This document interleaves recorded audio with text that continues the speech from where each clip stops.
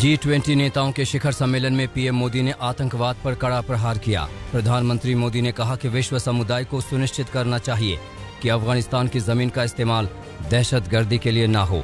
इसके साथ ही पीएम मोदी ने अफगानिस्तान में कट्टरपंथ, आतंकवाद, नशीले पदार्थों और हथियारों की तस्करी के गठजोड़ के खिलाफ संयुक्त लड़ाई को बढ़ाने की आवश्यकता पर जोर दिया।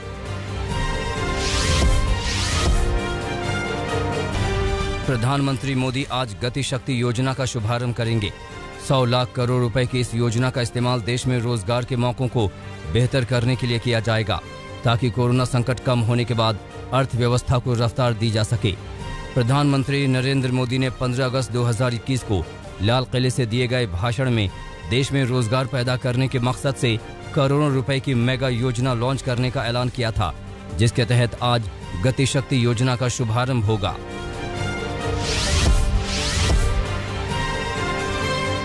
ड्रग्स केस में गिरफ्तार अभिनेता शाहरुख खान के बेटे आर्यन खान की जमानत याचिका पर आज सुनवाई होगी।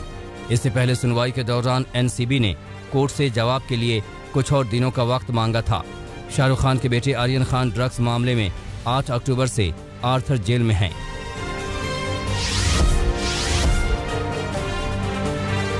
कोरोना मामले में आई गिरावट के बाद सरकार ने उड़ानों पर कैपेसिटी कैप्स हटाने का फैसला किया है, यानी विमान अब पूरी क्षमता के साथ उड़ान भर सकेंगे।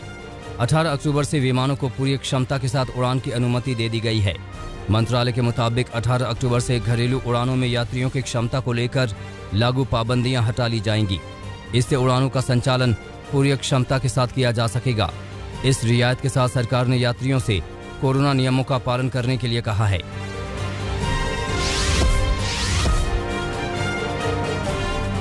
त्योहार के सीजन में महंगाई के मोर्चे पर राहत भरी खबर आई है। अगस्त के मुकाबले सितंबर महीने में खुदरा महंगाई दर में भारी गिरावट दर्ज की गई है। अप्रैल 2021 के बाद सबसे कम खुदरा महंगाई दर सितंबर में आई है। सितंबर में खुदरा महंगाई दर गिरकर 4.35% पर आ गई है, जबकि अगस्त में ये 5.3% थी। सरकार की ओर से जारी आंकड़ों के मुताबिक खाने पीने की चीजें सस्ती होने से खुदरा महंगाई दर में गिरावट आई है।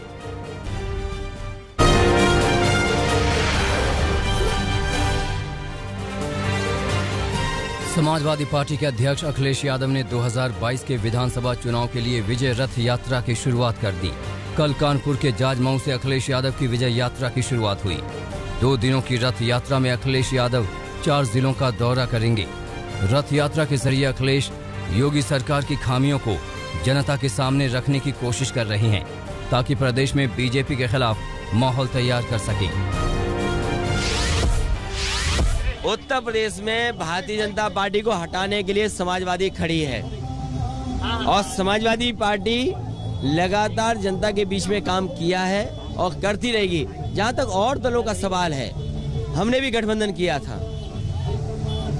छोटे दलों को इस बार साथ ले रहे हैं, क्षेत्रीय दलों को साथ ले रहे हैं, क्योंकि अगर क्षेत्रीय दलों को लेने में कामयाब हो जाएंगे तो उत्तर प्रदेश में बदलाव जल्दी आ जाएगा। मानवाधिकार आयोग के स्थापना दिवस के मौके पर संबोधन में पीएम मोदी ने विपक्षी दलों पर हमला बोला।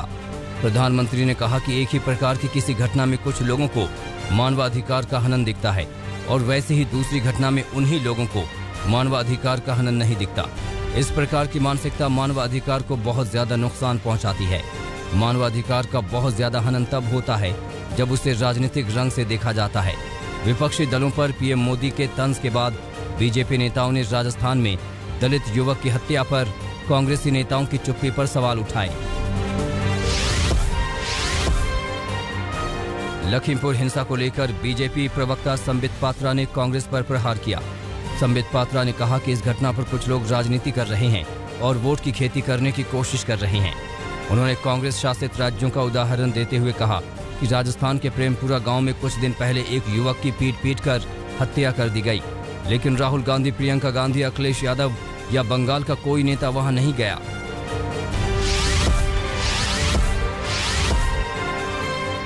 लखीमपुर हिंसा को लेकर किसान नेता राकेश टिकैत ने एक बार फिर से सरकार पर हमला बोला। मृतक किसानों की अंतिम अरदास में शामिल हुए राकेश टिकैत ने कहा कि जब तक पिता और बेटे को गिरफ्तार कर जेल नहीं भेज दिया जाता, तब तक ये पूछताछ महज दिखावा है। केजरीवाल सरकार ने केंद्र से कोरोना के चलते छठ पूजा के आयोजन पर लगी रोक हटाने की मांग की है।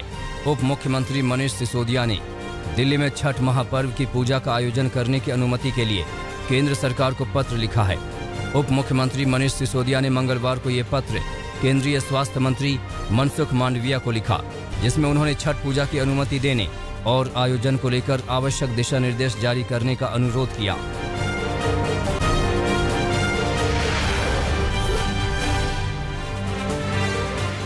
यूपी के गोरखपुर में हुई कारोबारी मनीष गुप्ता की हत्या के मामले में 2 और आरोपी पुलिस वालों को गिरफ्तार किया गया है। गोरखपुर कैंट पुलिस ने सब इंस्पेक्टर राहुल दुबे और कांस्टेबल प्रशांत कुमार को गिरफ्तार किया। इससे पहले आरोपी इंस्पेक्टर JN सिंह और SI अक्षय मिश्रा को भी गोरखपुर पुलिस गिरफ्तार कर चुकी है। गिरफ्तार किए गए आरोपियों पर 1-1 लाख रुपए का इनाम था। इस केस के 2 आरोपी पुलिस वाले अब भी फरार हैं। उनकी गिरफ्तारी के लिए पुलिस टीम की छापेमारी जारी है। यूपी के अलीगढ़ में महिला की गोली मारकर हत्या कर दी गई। मामला अलीगढ़ के छर्रा इलाके के डोरई गांव का है। बताया जा रहा है कि महिला घर पर सो रही थी। इस दौरान घर में घुसे बदमाशों ने गोलियों से छलनी कर दिया। महिला की हत्या के मामले में पुलिस ने शक के आधार पर कुछ लोगों को हिरासत में लिया है। हिरासत में लिए गए लोगों से पूछताछ कर पुलिस मामले की जांच में जुटी है। बिहार के वैशाली जिले के राजापाकर इलाके में जहरीली शराब से एक शख्स की मौत हो गई। जहरीली शराब पीने से 5 लोगों की तबीयत भी बिगड़ी हुई है। बताया जा रहा है कि राजापाकर के बैकुंठपुर में अगले 6 दिनों में पंचायत चुनाव होने वाला है। पुलिस को शक है कि चुनाव के चलते ही लोगों में जहरीली शराब बांटी गई। पुलिस ने अवैध शराब के कारोबार के आरोप में एक महिला को हिरासत में लिया है। इलाके में छापेमारी करके पुलिस टीम ने कई जगहों से बड़ी मात्रा में शराब की बोतलें बरामद की हैं। गुजरात के सूरत में गरबा खेल रहे अखिल भारतीय विद्यार्थी परिषद के कार्यकर्ताओं की पिटाई का मामला सामने आया है। ABVP कार्यकर्ताओं की पिटाई का आरोप और किसी पर नहीं बल्कि पुलिस पर ही लगा है। इसके बाद ABVP कार्यकर्ताओं ने सूरत में पुलिस थाने का घेराव किया और दोषियों पर कार्रवाई की मांग की। जानकारी के मुताबिक सूरत की वीर नर्मदा दक्षिण गुजरात यूनिवर्सिटी के कैंपस में गरबा खेला जा रहा था, तभी यहां पुलिस पहुंच गई। आरोप है कि बिना वर्दी के कुछ पुलिस वालों ने छात्रों से मारपीट की। उत्तराखंड के उधम सिंह नगर में युवक की पिटाई का वीडियो वायरल हो रहा है। वीडियो में एक सिपाही युवक को बेरहमी से पीटता दिख रहा है।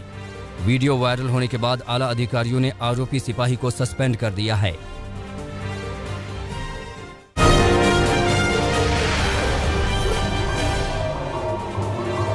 आज नवरात्रि का 8वां दिन है।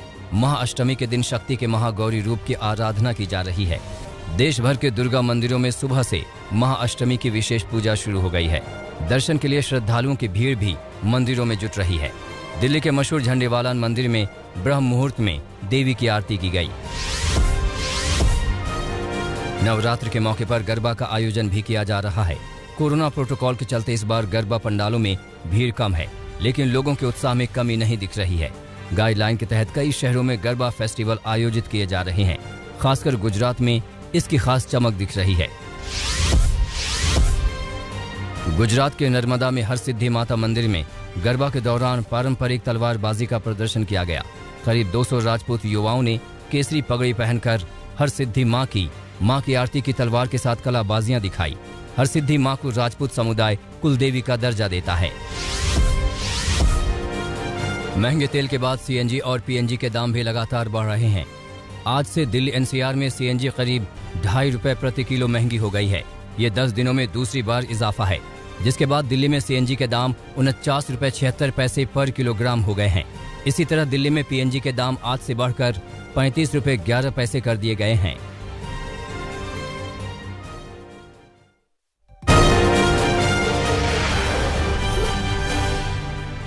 महिलाओं की शिक्षा पर अफगानिस्तान की तालिबान सरकार का ढुलमुल रवैया बरकरार है।